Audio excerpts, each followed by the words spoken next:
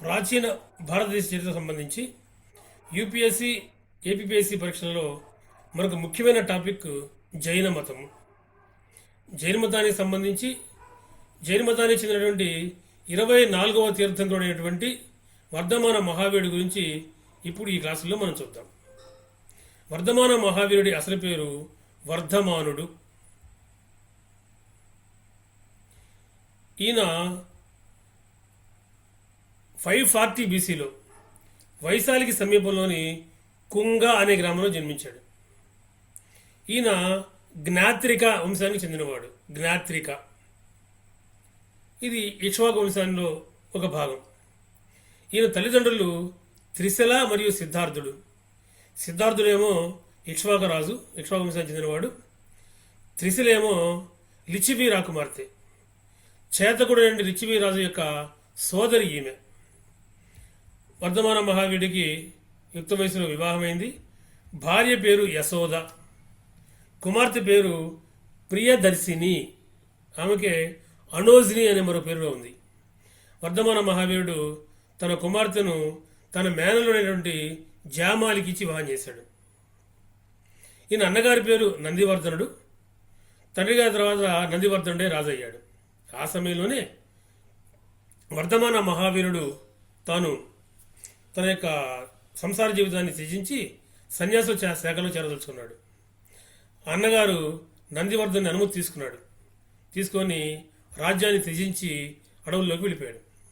ఈయన నిర్గ్రంథులు అనే సన్యాస శాఖలో చేరాడు. నిర్గ్రంథులు అంటే అర్థం ఏంటంటే భవబంధాల నుండి స్వేచ్ఛను పొందినవారు అని అర్థం. అంటే ఇహలోకమైనటువంటి బంధాలు ఏవి వీళ్ళని ఆపలేవు. ఈయన జ్ఞానము తపస్సు వంటి నేర్చుకుని కాలక్రమంలో దిగంబరుడుగా మారాడు. వంటి మీద వస్త్రాలని చినిగిపోయి పట్టించుకోలేదు. ఆయన దిగంబరుడుగానే తిరుగుతూ ఉన్నాడు. వర్ధమాన మహావీరునికి గోసల మస్కరీపుత్రుడు అనే సన్యాసి ఉండేవాడు మిత్రుడుగా. గోసల మస్కరీపుత్రుడు ఆయన సన్యాసి పేరు. వీరిద్దరూ కొంతకాలము కలిసి పనిచేసిన తర్వాత సన్యాసుల జీవన విధానం మీద మళ్ళీ విభేదాలు తలెత్తిని విడిపోయారు. గోసల మస్కరీపుత్రుడు తర్వాత రోజుల్లో అజీవక మతాన్ని స్థాపిస్తాడు. తర్వాత చూద్దాం. ఇక వర్ధమాన మహావీరుడు తిరుగాడుతూ రుజుపాలిక నదీ తీరంలో జృంభిక అనే గ్రామం ఉంది. అక్కడ సాలవృక్షం కింద 84 రోజులు తపస్సు చేసి కైవల్యము పొందాడు. కైవల్యము అంటే పరిపూర్ణ జ్ఞానము, పెర్ఫెక్ట్ నాలెడ్జ్ అని అర్థం గుర్తుపెట్టుకోండి.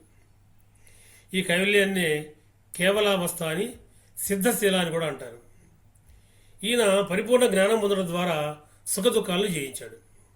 అందువల్ల ఈయన్ని జీనుడు, జయించినవాడు అని అంటారు.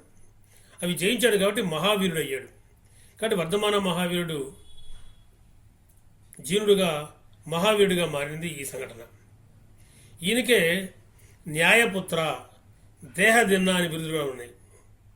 ఇక కైవల్యాన్ని పొందిన తర్వాత ఈయన కూడా తిరిగి మళ్ళీ రకరకాలటువంటి మహాజనపదాల్లో తిరగడం ప్రారంభించాడు. అందులో భాగంగానే కోసల, మగధ, మిథిల, చంప, తన రాజ్యమైన వైశాలి ఈ ప్రాంతాలలో ఆయన జైన మతాన్ని కూడా వ్యాపింపజేశాడు. చివరి కాలంలో 468 బీసీలో తన 78వ ఏట పావపురి చుండ అనేటువంటి శిష్యుడు పందిమాంసంగా గౌతమ బుద్ధుడు భుజించాడని చెప్పుకున్నామే ఆ పావపురి. ఇది రాజగృహ సమీపంలో ఉంది. ఆ రాజపురిలో హస్తిపాలు అనే రాజున్నాడు. ఆ రాజగృహంలో వర్ధమాన మహావీరుడు నిర్ణయం తీసుకొని సల్లేఖన పద్ధతిలో మరణించాడు.